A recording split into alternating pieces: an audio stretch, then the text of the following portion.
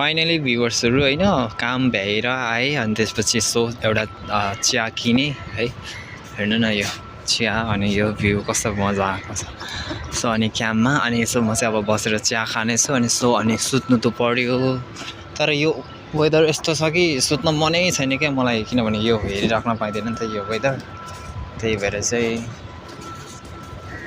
अब यो वेदर हेर्नु त अब अर्को साल पुग्नुपर्छ होला। त्यही भएर के सुत्नु है, अब के गर्ने हो के गर्ने थाहा छैन। सुतौँ कि हेरौँ कि यस्तो मजाको वातावरण होइन, यस्तो मजाको होइन क्याम्पहरू पनि चिल्लो टलक्क टल्केछ क्याम्पहरू पनि मजाको बपाल भएर यसरी चाहिँ चल्दैछ जिन्दगी होइन।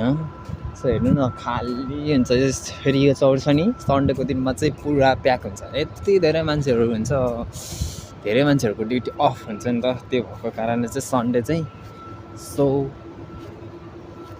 मजा हुन्छ होइन। सो पानी पनि भरेको रहेछ फेरि यता त बबाल।